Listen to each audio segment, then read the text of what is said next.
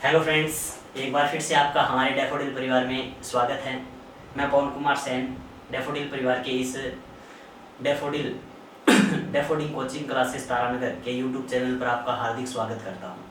Last time हम WBC के बारे में पढ़ रहे थे, तो हमने ये जाना कि WBC है वो एक प्रकार की यूकेरियोटिक कोशिका होती है, अर्थात उसमें सुव्यवस्थित केंद्रक होता है, ठीक है। और उसका केंद्र क्या होता है, अनियमित आकार का होता है। फिर हमने ये पढ़ा कि जो WBC है उसे हम क्या बोलते हैं, ल्यूकोसाइट बोलते हैं, जिसमें ल्यूको का अर्थ किससे था, सफेद रंग से था, जिसमें ल्यूको का अर्थ किससे था, सफेद रंग से था। फिर हमने ये पढ़ा कि जो WBC होती है, जो WBC होती है उसकी संख्या 6000 से 8000 प्रति घन सेमी होती है। बताई थी ना आपको ये बात कि 6000 से 8000 प्रति घन सेमी क्यूब होती है, और ये जो संख्या है वो लगभग 1% से कम या लगभग 1% होती है कुल रक्त कोशिकाओं का या कुल रक्त कोशिकाओं का। ये बात हमने जानी थी। फिर हमने ये पढ़ा कि WBC में किसी भी प्रकार का पिगमेंट या हीमोग्लोबिन जैसा किसी भी प्रकार का वर्णक उपस्थित नहीं होता, इस कारण यह रंगहीन होती है। यह इस कारण क्या होती है, रंगहीन होती है, ठीक है। फिर हमने ये जाना था कि WBC उसे हम क्या बोलते हैं, शरीर के सैनिक बोलते हैं, या फिर इसे हम शरीर की सुरक्षा की प्राथमिक पंक्ति भी बोलते हैं। बक्सकाणु की तरह भी कार्य कौन करती है, WBC करती है। एंटीबॉडी का निर्माण भी कौन करती है, WBC करती है। ये बातें हमने पढ़ी थी। फिर हमने ये जाना कि WBC है उसकी संख्या में कमी को हम क्या बोलते हैं, ल्यूकोपेनिया बोलते हैं। क्या बोलते हैं, ल्यूकोपेनिया। और WBC की संख्या में वृद्धि को अपन क्या बोलते हैं, ल्यूकोसाइटोसिस बोलते हैं। WBC की संख्या में वृद्धि को अपन क्या बोलते हैं, ल्यूकोसाइटोसिस बोलते हैं। ये बातें हमने जानी थी। उसके बाद में हमने ये पढ़ा था कि एक कंडीशन होती है ल्यूकेमिया। क्या होती है, ल्यूकेमिया। ये चारों कंडीशन देख लीजिए एक बार दोबारा से। हमने नंबर 1 पे पढ़ा था ल्यूकोपेनिया।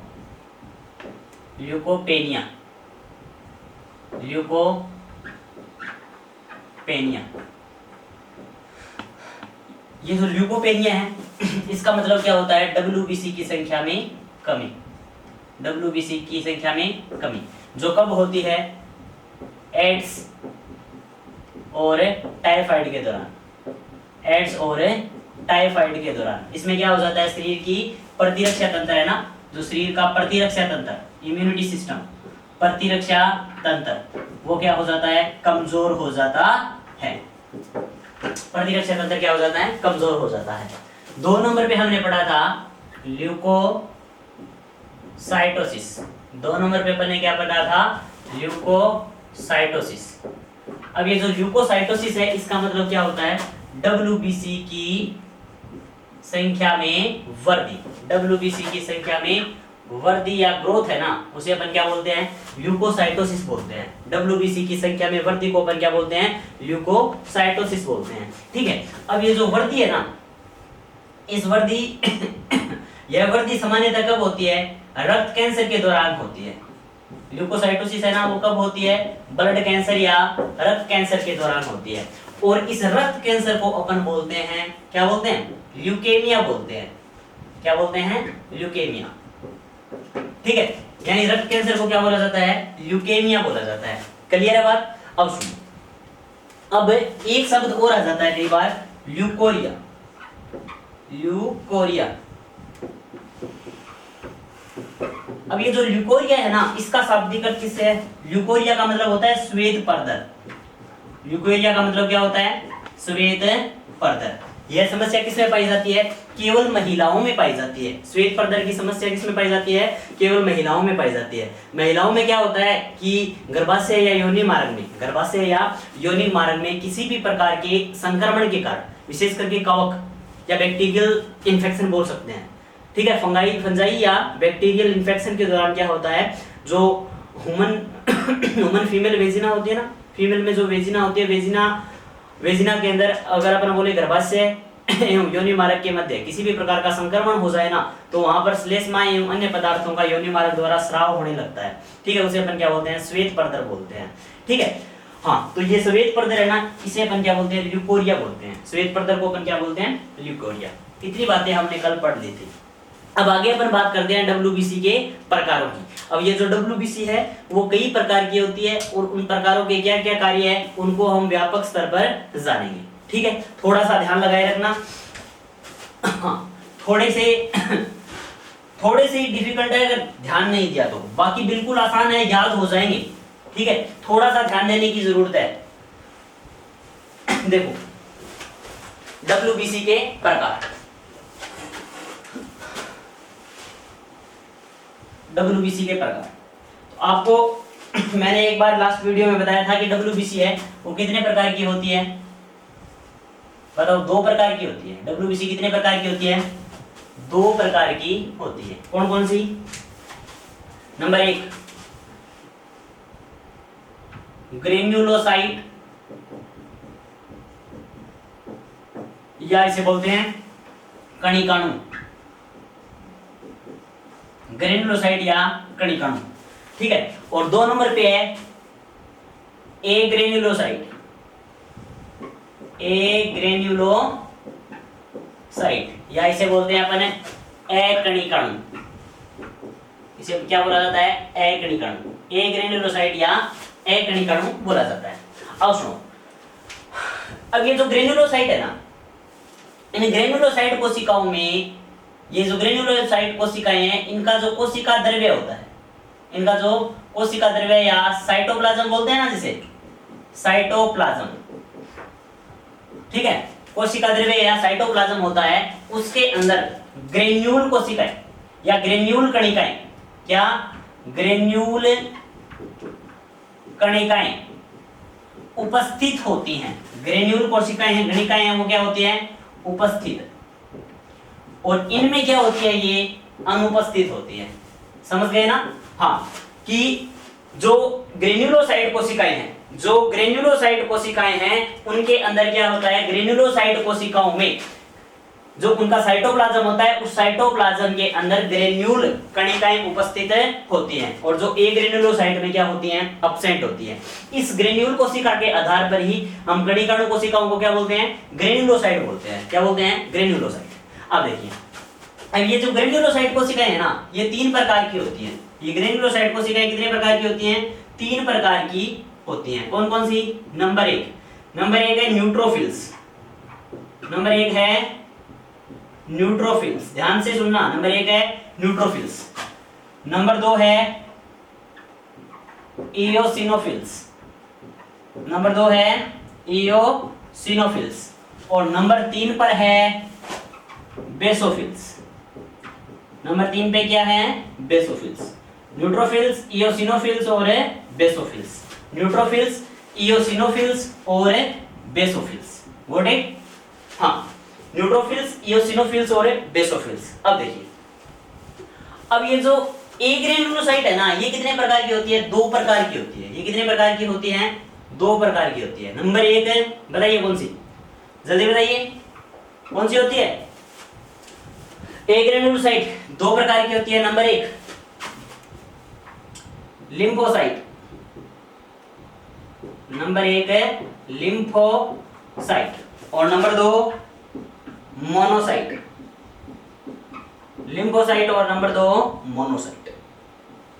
लिम्फोसाइट और मोनोसाइट। अब इनसे संबंधित प्रश्न है ना, वो हम एक साथ पूरे करेंगे, जिन्हें आप थोड़ा सा ध्यान से देखना, आपको साथ का साथ याद करना है इन्हें। ठीक है? हाँ, अब देखिए, इन तीनों का अपन तुलनात्मक अध्ययन करते हैं। न्यूट्रोफिल्स, इओसिनोफिल्स और बेसोफिल्स, इन तीनों का अपन तुलनात्मक अध्ययन करते हैं। देखिए, न्यूट्रोफिल्स है ना, वो लगभग कुल डब्ल्यूबीसी का 60 से 65% होती है। कितना होती है? 60 से 65% कौन होती है? न्यूट्रोफिल्स होती है। समझ गए?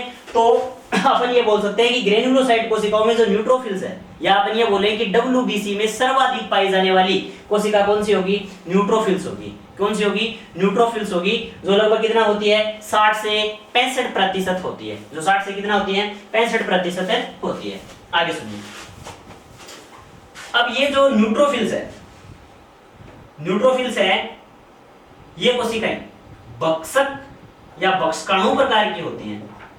ये किस प्रकार की होती है? बक्सकाणु प्रकार की होती है। या अपन ये बोले सर्वाधिक भक्षण करने का कार्य कौन करती है? न्यूट्रोफिल्स करती है। सर्वाधिक भक्षण करने का कार्य कौन करती है? न्यूट्रोफिल्स करती है। आगे बात सुनिए, ये जो न्यूट्रोफिल्स है, ये उदासीन अभिरंजकों से अभिरंजित होती हैं। उदासीन अभिरंजकों से क्या होती है, ये अभिरंजित होती हैं। क्या होती है ये, उदासीन अभिरंजकों से अभिरंजित होती है। अपन क्या बोल सकते हैं, ये अम्लीय और क्षारीय, अम्लीय और क्षारीय दोनों प्रकार के अभिरंजकों से अभिरंजित होती है। कौन, न्यूट्रोफिल्स। यानी अपन ये बोल सकते हैं कि यह अम्लीय और क्षारीय दोनों प्रकार के अभिरंजकों से अभिरंजित होती है। और ये अभिरंजित है ना, ये अभिरंजक है वो किस रंग से अभिरंजित होते हैं, ये सामान्यतः बैंगनी रंग, WBC है वो, न्यूट्रोफिल्स है वो बैंगनी रंग से, बैंगनी रंग के अभिरंजकों से अभिरंजित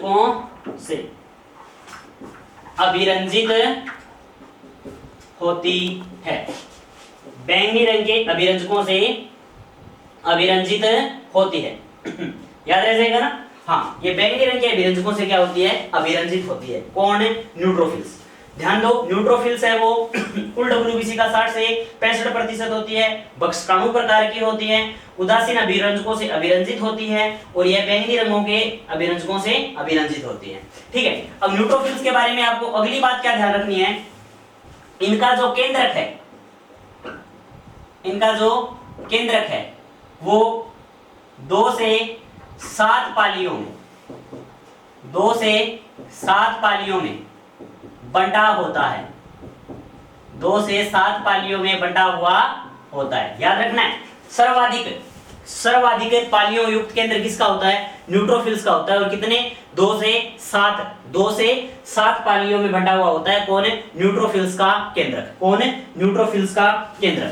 अगली बात आप ये ध्यान रख सकते हो न्यूट्रोफिल्स के बारे में, सबसे इंपॉर्टेंट बात है कि न्यूट्रोफिल्स है ना, जैसे सुनो, ये एक सेल है, ये कोशिका है, ये कोशिका का मध्य भाग जिसे अपन क्या बोलते हैं, केंद्रक बोलते हैं। ठीक है, केंद्र क्या होता है, न्यूक्लियोप्लाज्म। क्या होता है, न्यूक्लियोप्लाज्म। ठीक है, इसके अंदर जो मटेरियल उसे अपन न्यूक्लियोप्लाज्म बोलते हैं। अब इसमें भी काफी मटेरियल होता है इस प्रकार से, ठीक है, जिसे अपन क्या बोलते हैं, साइटोप्लाज्म बोलते हैं, जिसे अपन क्या बोलते हैं, साइटोप्लाज्म। अब ये इसके चारों ओर क्या है, कोशिका झिल्ली है ना, ये क्या है, कोशिका झिल्ली। क्या है ये 4 नंबर, ये क्या है, कोशिका झिल्ली। अब जो न्यूट्रोफिल सेल है वो कोशिका झिल्ली को पार करके, न्यूट्रोफिल सेल है वो कोशिका झिल्ली को पार करके, कोशिका झिल्ली को पार करके यह कोशिका द्रव्य में विसरित हो सकती है। क्या हो सकती है, कोशिका द्रव्य तक विसरित हो सकती है। समझ गए ना, न्यूट्रोफिल्स कोशिका झिल्ली को पार करके साइटोप्लाज्म तक विसरित हो सकती है भक्षण क्रिया करने के लिए। ठीक है, तो इस प्रक्रिया को अपन क्या बोलते हैं, कोशिका पारण। क्या बोलते हैं, कोशिका पारण या डिपे डिजीज।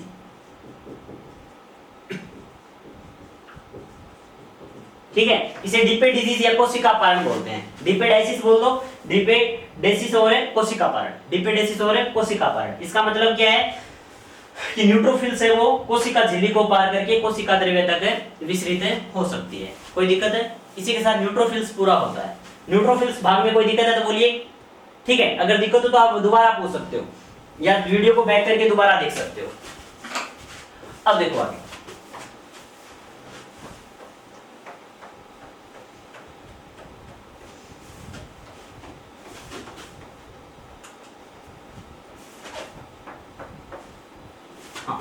अब 2 नंबर पे है इओसिनोफिल्स।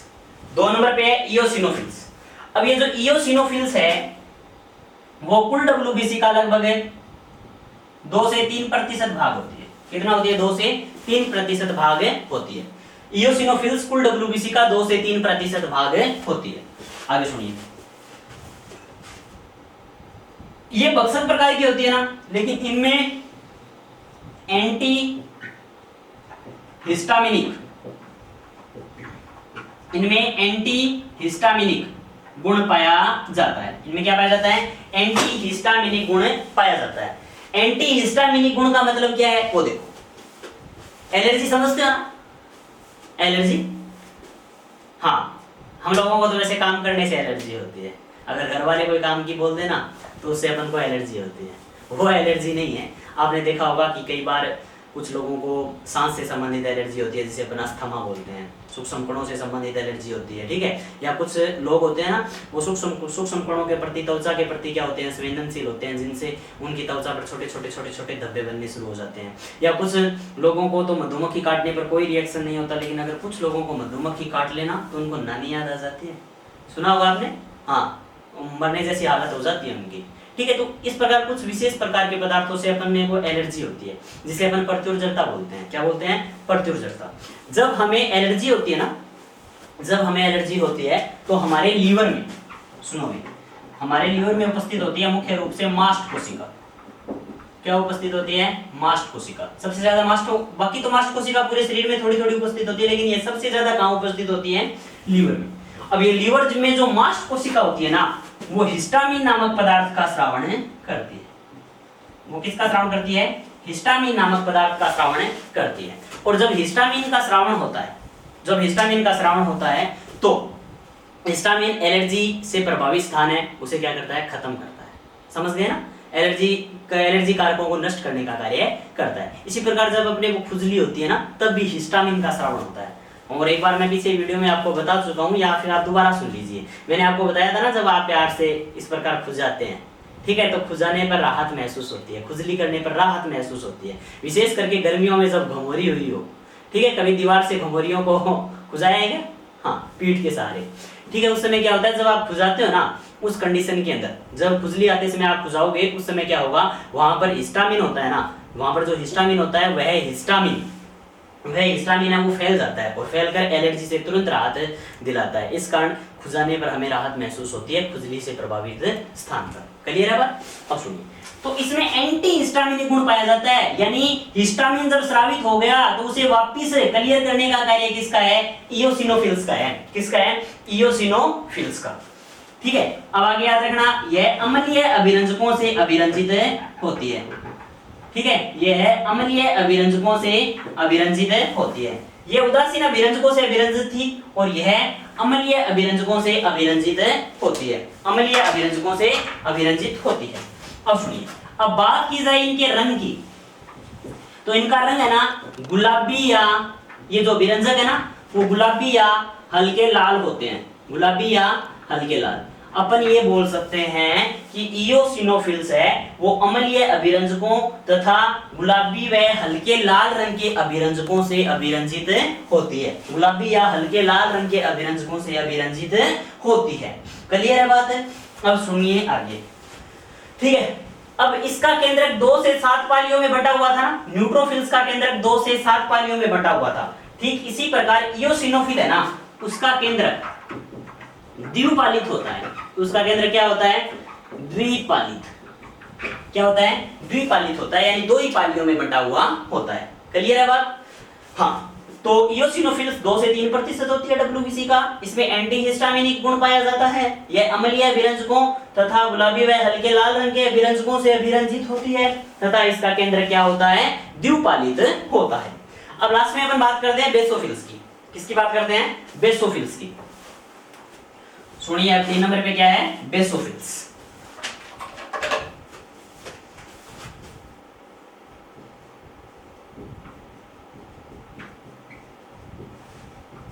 हाँ, बेसोफिल्स, इनकी बात में बात करें एक साथ। अब देखो, ये जो बेसोफिल्स है,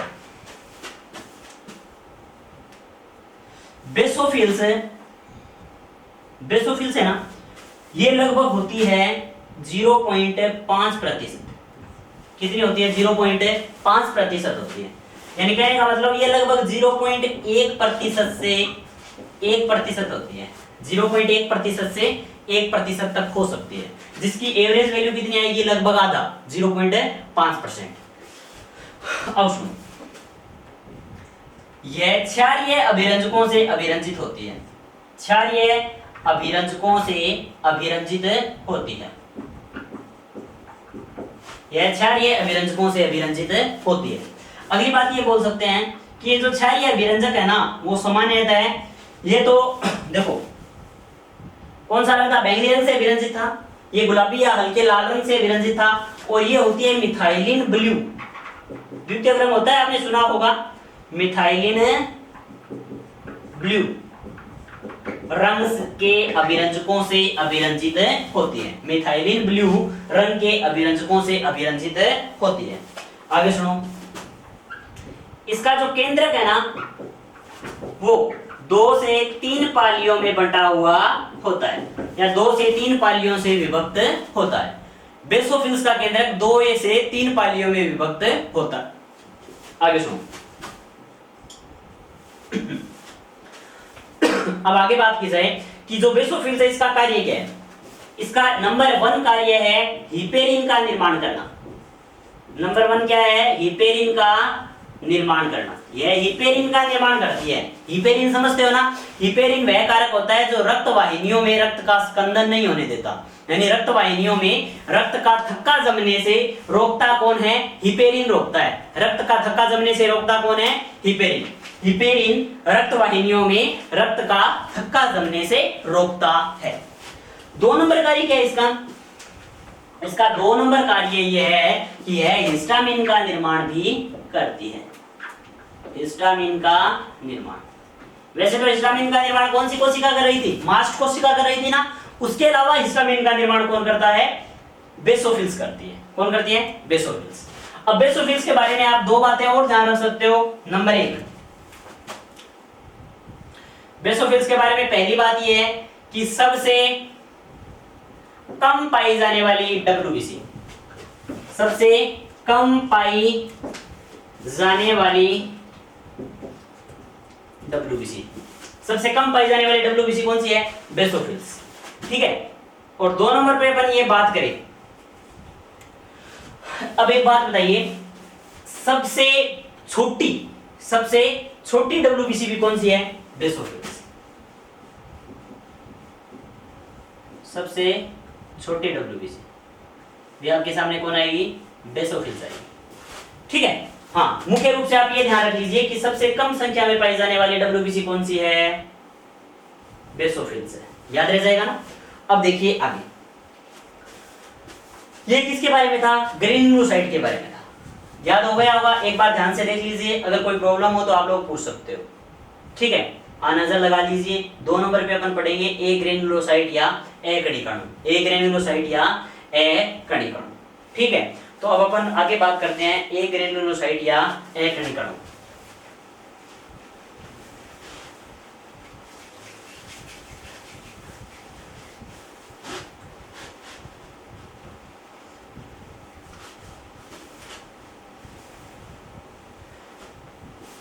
एक बात बताइए, क्या किसी भी प्रकार का नशा करने से डब्ल्यूबीसी पर किसी भी प्रकार का इफेक्ट पड़ता है क्या?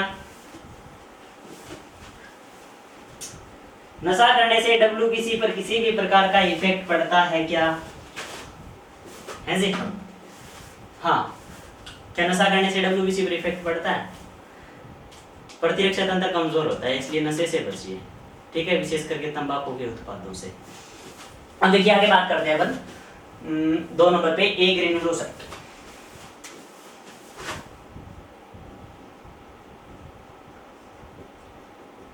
ए ग्रेन्युलोसाइट, देखिए जी, ए ग्रेन्युलोसाइट में क्या है? जो ए ग्रेन्युलोसाइट कोशिकाएं होती है ना, जो ए ग्रेन्युलोसाइट कोशिकाएं होती है, उनके अंदर किसी भी प्रकार की ग्रेन्यूल कणिकाएं उपस्थित नहीं होती। किसी भी प्रकार की ग्रेन्यूल कोशिकाएं उपस्थित नहीं होती। क्लियर है बात? अब सुनिए, ये कितने प्रकार की होती है? 2 प्रकार की होती है। नंबर 1 है लिम्फोसाइट और नंबर 2 मोनोसाइट। नंबर 1 लिम्फोसाइट है और नंबर 2 क्या है? मोनोसाइट है। हाँ, अब ये देखिए, अब ये जो लिम्फोसाइट है ना, यह वापिस कितने प्रकार की होती है? 3 प्रकार की होती है। बी लिम्फोसाइट, टी लिम्फोसाइट और प्राकृतिक मारक कोशिका। प्राकृतिक मारक कोशिका, बी लिम्फोसाइट, टी लिम्फोसाइट और प्राकृतिक मारक कोशिका। अब ये जो बी लिम्फोसाइट कोशिका है ना, चलो एक बात सुनो, ये जो लिम्फोसाइट कोशिका है, इसका एक ही कार्य है प्रतिरक्षा या प्रतिरक्षियों का निर्माण। प्रतिरक्षियों का निर्माण, प्रतिरक्षियों का निर्माण कौन करती है? लिम्फोसाइट करती है। कौन करती है? लिम्फोसाइट करती है। वो कैसे करती है? प्रतिरक्षियों का निर्माण लिम्फोसाइट कैसे करती है? जैसे ही कोई वायरस या रोग कारक या प्रतिजन हमारे शरीर में प्रवेश करता है, जैसे ही कोई रोग कारक हमारे शरीर में प्रवेश करता है तो बी लिम्फोसाइट कोशिका है वो एक्टिव होकर किसमें बदल जाती है? प्लाज्मा कोशिका में बदल जाती है, प्लाज्मा सेल में कन्वर्ट हो जाती है। और ये प्लाज्मा सेल है ना, वो किसका निर्माण करता है? प्रतिरक्षियों का निर्माण करता है। समझ गए ना? ये प्लाज्मा सेल है वो किसका निर्माण करेगी? प्रतिरक्षियों का निर्माण करेगी। यानी किसी भी रोग कारक के शरीर में प्रवेश करते ही विशेष करके बी लिम्फोसाइट सेल है वो एक्टिव होकर प्लाज्मा कोशिका में कन्वर्ट हो जाएगी और प्लाज्मा कोशिका किसका निर्माण करेगी? प्रतिरक्षियों का निर्माण करेगी। क्लियर है? अब अगर इस प्रतिरक्षियों का निर्माण हो जाएगा, किसी भी रोग के विरुद्ध इन प्रतिरक्षियों का निर्माण हो जाएगा तो हमारा शरीर रोग मुक्त हो जाएगा, वरना नहीं होगा। तो कोरोना के प्रभाव में इन प्रतिरक्षियों का निर्माण नहीं हो पा रहा। ठीक है? हाँ, ये मानव में ऑटोमेटिक प्रतिरक्षा है ना, इम्यून सिस्टम वो क्रिएट नहीं हो रहा। अगर वो इम्यून सिस्टम डेवलप होना शुरू कर देगा ना तो कोरोना से कोई भय नहीं रहेगा। और वर्तमान में जो वैक्सीन की खोज हो रही है ना, उन वैक्सीनों में इन्हीं प्रतिरक्षियों की खोज हो रही है कि ऐसे प्रतिरक्षी तैयार किए जाएं किसी जीव के शरीर से या किसी भी अन्य प्रकार से जो कोरोना से लड़ने की क्षमता रखे। ठीक है? हाँ, तो प्रतिरक्षियों का निर्माण करने का कार्य किसका है? लिम्फोसाइट कोशिकाओं का है। क्लियर है? अब सुनिए, ये बी लिम्फोसाइट है ना, इसे बी लिम्फोसाइट क्यों बोलते हैं? क्योंकि इसकी जो ट्रेनिंग है या यह परिपक्व है कहां होती है? बी फॉर बोन मैरो में होती है। कहां होती है? बोन मैरो में। ठीक है? यह कहां परिपक्व होती है? बोन मैरो में। इस कारण इसे क्या बोलते हैं? B lymphocyte. यानी वह लिम्फोसाइट या लसिका कोशिका जो बोन मैरो में परिपक्व होती है उसे अपन क्या बोलते हैं? बी लिम्फोसाइट बोलते हैं। और वह लसिका कोशिका जो थाइम्स ग्रंथि में परिपक्व होती है, किसमें? थाइम्स ग्रंथि में परिपक्व होती है, उसे क्या बोलते हैं? टी लिम्फोसाइट बोलते हैं। क्या बोलते हैं उसे? टी लिम्फोसाइट बोलते हैं। और याद रखना, टी लिम्फोसाइट है ना, वो दो प्रकार की होती है, T4 और T8। T4 और T8। जो T4 होती है ना, वो तो होती है हेल्पर सेल और ये होती है किलर सेल। एड्स के दौरान ये हेल्पर सेल है ना, वो मर जाती हैं। एड्स का जो HIV वायरस है ना, वो इन हेल्पर सेल को क्या कर देता है? नष्ट कर देता है, जिससे HIV की पहचान नहीं हो पाती। ठीक है? HIV की पहचान नहीं हो पाती और वो धीरे धीरे करके सारी WBC को क्या कर देगा? खत्म कर देगा। तो बी लिम्फोसाइट और टी लिम्फोसाइट का कार्य क्या है? प्रतिरक्षियों का निर्माण करना। और टी लिम्फोसाइट है वो मैच्योर या परिपक्व थाइम्स ग्रंथि में होती है और बी लिम्फोसाइट है वो परिपक्व कहां होती है? बोन मैरो में होती है। और प्राकृतिक मारक कोशिका है वो एक प्रकार की भक्षक कोशिका है जो क्या करती है? भक्षण करने का कार्य करती है। अब आगे याद रखना, ये जो लिम्फोसाइट कोशिका है ना, उनका केंद्र कैसा होता है बताइए? अंडाकार होता है। इनका केंद्र कैसा होता है? अंडाकार होता है। इनका केंद्र कैसा होगा? अंडाकार। और ये कुल WBC का लगभग 25 से 30% होती है। ये कुल WBC का लगभग 25 से 30% होती है। Got it? कोई प्रॉब्लम है तो बोलिए। हाँ, ये कुल WBC का क्या होती है? 25 से 30% होती है। 2 नंबर पे आपके पास मोनोसाइट। 2 नंबर पे आपके पास क्या है? मोनोसाइट। अब देखिए मोनोसाइट क्या है।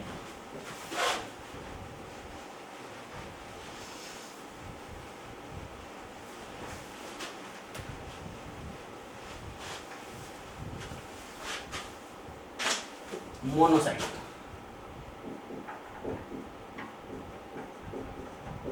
देखो, मोनोसाइट जब परिपक्व होती है ना, तो यह परिपक्व होकर महाभक्षक कोशिका में बदल जाती है। किसमें बदल जाती है? महाभक्षक कोशिका में। और महाभक्षक कोशिका का मतलब क्या होता है? महाभक्षक का मतलब मैक्रोफेज कोशिका में बदल जाती है।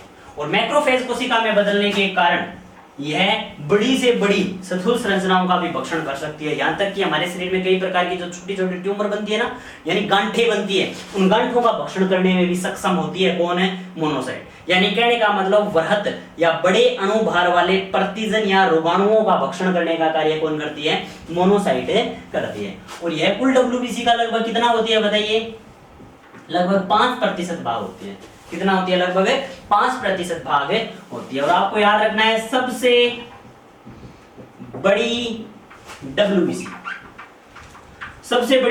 कौन सी होगी? मोनोसाइट होती है। सबसे बड़ी WBC कौन सी है? मोनोसाइट है।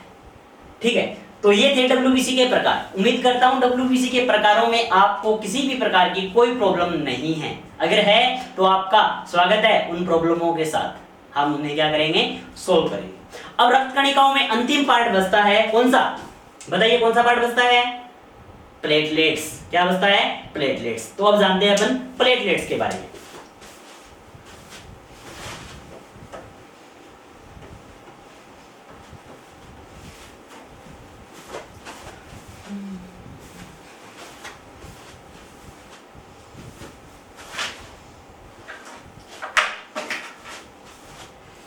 आगे है प्लेटलेट्स।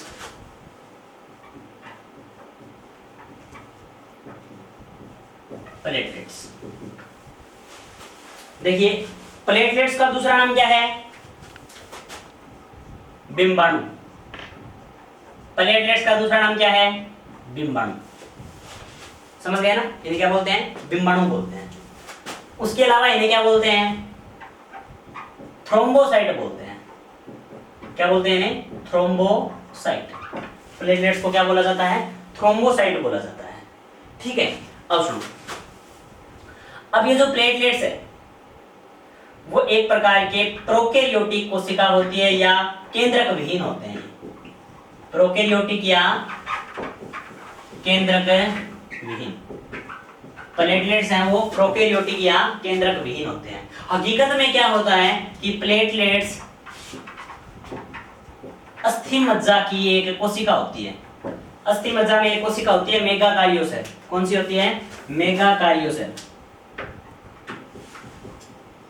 मेगाकारियोसेल, समझ गए ना।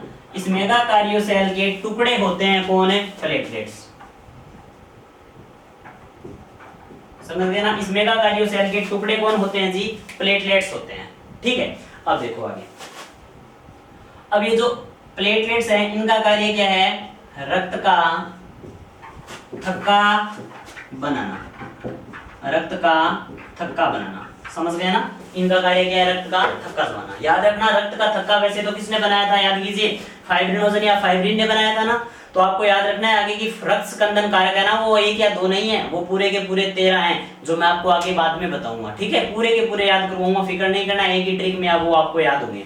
ठीक है, तो रक्त का थक्का बनने की प्रक्रिया ना, वो एकल प्रक्रिया नहीं है, वो कई चरणों में एक साथ संपन्न होती है। ठीक है, तो रक्त का थक्का जमाने में वैसे तो विटामिन के भी सहायक है, प्रोथ्रोम्बिन भी सहायक है, फाइब्रिनोजन भी सहायक है, प्लेटलेट्स भी है, कैल्शियम आयन भी है। ठीक है, थ्रोम्बोकाइनेज एंजाइम भी है। इस प्रकार से बहुत से कारक हैं जो रक्त का थक्का जमाने में एक साथ कार्य करते हैं, तो ये रक्त का थक्का बनाता है। अब सुनो, अब ये जो प्लेटलेट्स है ना, जो प्लेटलेट्स हैं उनकी संख्या बढ़ जाए, उनकी संख्या, अब पहले बात करते हैं इनकी संख्या की। इनकी संख्या होती कितनी है, इनकी संख्या आपको याद रखना है 1.5 लाख से 3.5 लाख होती है। 1.5 लाख से 3.5 लाख, इनकी संख्या कितनी होती है, 1.5 लाख से 3.5 लाख होती है। अब सुनो, अब इनकी संख्या में अगर वृद्धि हो जाए तो उसे अपन बोलते हैं थ्रोम्बोसाइटोसिस। Thrombocytosis, cytosis, thrombocytosis. और इनकी संख्या में अगर कमी हो जाए तो उसे अपन बोलते हैं थ्रोम्बोपेनिया।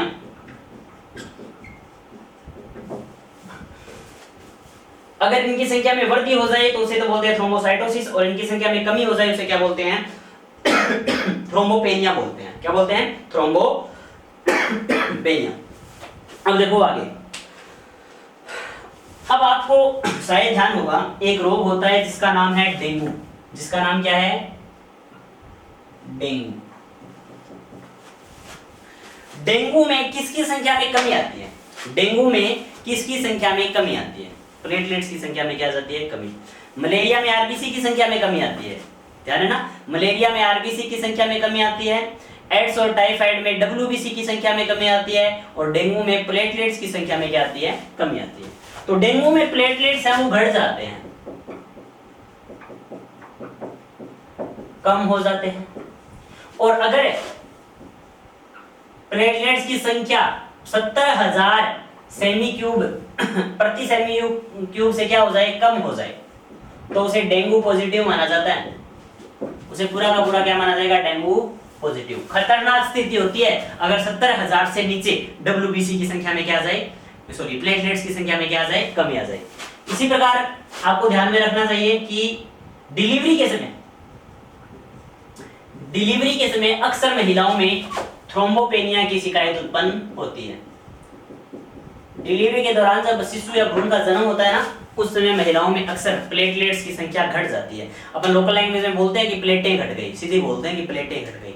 हकीकत में उन प्लेटों के घटने का मतलब क्या है, प्लेटलेट्स की संख्या में कमी आना। समझ गए ना? हाँ, अब इन प्लेटलेट्स की संख्या को बढ़ाने के लिए आपने ग्रामीण क्षेत्रों में देखा होगा कि डेंगू हो जाए ना तो क्या बोलते हैं कि बकरी का दूध पियो, बोलते हैं ना, बकरी का दूध पियो। तो डेंगू में प्लेटलेट्स की संख्या, या सीधा बोलते हैं अपन, प्लेटलेट्स की संख्या बढ़ाने के लिए किसका दूध पीते हैं, बकरी का दूध पीते हैं। समझ गए ना? बड़ा लाजवाब होता है, पिया है क्या कभी? टेस्ट करना, बड़ा जानदार होता है। ठीक है, अब सुनिए, सबसे सरल भाषा है, पाचन बहुत आसान होता है। उसके अलावा आप भेड़नी का दूध पी सकते हो। भेड़ का दूध, भेड़नी का दूध है ना, वो भी प्लेटलेट्स की संख्या बढ़ाने में क्या होता है, सहायक होता है। या फिर आप बोल सकते हो, पी सकते हो ऊंटनी का दूध। ऊंट का मत बोल देना, ऊंटनी का दूध।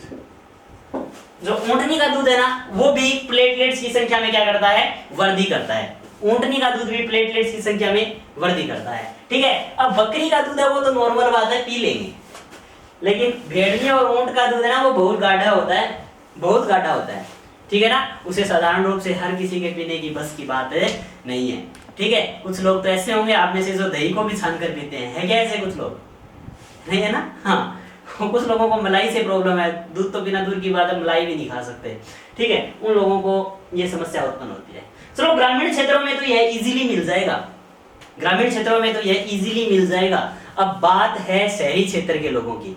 अब शहरी क्षेत्रों ने क्यों ऊंटनी देखी है, सांड क्यों देखी है उन्होंने? देखी नहीं कभी। ठीक है, अब भेड़ का दूध उनके लिए क्या होगा, बहुत ही मुश्किल प्राप्त करना होगा, होगा या नहीं होगा? तो उनके लिए भी हमारे पास एक उपाय है, वो है ना पपीता। पपीता सुना है क्या? पपीता। अब इस पपीते को आपको क्या करना है, अच्छा सा धोना है, बहुत अच्छे से धोना है और धोकर उसे छीलना है। समझ गए ना? धोकर उसको क्या करना है, छीलना है। अब छीलने के बाद जो पपीते का खाने योग्य भाग है वो तो दूसरे को दे देना, लेकिन आपको क्या खाना है, इस पपीते के छिलके। क्या खाना है? पपीते के छिलके। ये जो पपीते के छिलके होते हैं या पपीते के पत्ते भी है ना, वो भी प्लेटलेट्स की संख्या बढ़ाने में क्या होते हैं, सहायक। लेकिन पपीते के छिलके बहुत खारे होते हैं, कभी खाकर देखना, पपीते का छिलका ना खारा होता है और ये प्लेटलेट्स की संख्या बढ़ाने में सहायक है। उसके अलावा एक फल होता है जिसे अपन बोलते हैं कीवी। क्या बोलते हैं? कीवी। अब ये जो कीवी फल है वो भी प्लेटलेट्स की संख्या बढ़ाने में सहायक है। कीवी फल है वो भी क्या है, प्लेटलेट्स की संख्या बढ़ाने में सहायक है। याद रह जाएगा ना? हाँ, बिंबाणु बोलते हैं, थ्रोम्बोसाइट बोलते हैं, प्रोकैरियोटिक यानी केंद्रक विहीन होते हैं प्लेटलेट्स, अस्थि मज्जा की मेगाकार्योटिक सेल होती है, उसके टुकड़े होते हैं ये रक्त का थक्का बनाते हैं। इनकी संख्या 1.5 लाख से 3.5 लाख होती है और इनका जीवन काल लगभग 10 दिन होता है, या आप बोल सकते हैं 10 से 12 दिन। इनका जीवन काल लगभग 10 दिन या 10 से 12 दिन। इनमें जो वृद्धि हो जाए उसे बोलते हैं अपन थ्रोम्बोसाइटोसिस, इसमें कमी हो जाए उसे बोलते हैं थ्रोम्बोपेनिया। डेंगू के दौरान प्लेटलेट्स की संख्या में क्या हो जाती है, कमी हो जाती है। और अगर 70,000 प्रति सेमी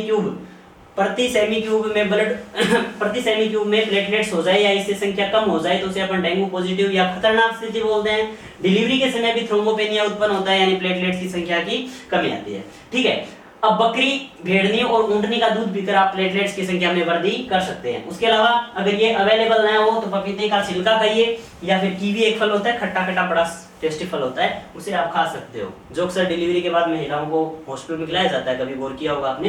तो ये चीजें आप खाकर प्लेटलेट्स की संख्याओं को बढ़ा सकते हो। ठीक है, तो ये सब किसके बारे में था, रक्त कणिकाओं के बारे में था। उम्मीद करता हूँ आपको रक्त कणिकाओं में कोई भी प्रॉब्लम नहीं होगी। अब आगे अगला अपना टॉपिक रहेगा रक्त समूह के बारे में, जो हम जानेंगे अगले एपिसोड में एक ब्रेक के बाद। तब तक के लिए थैंक यू वेरी मच।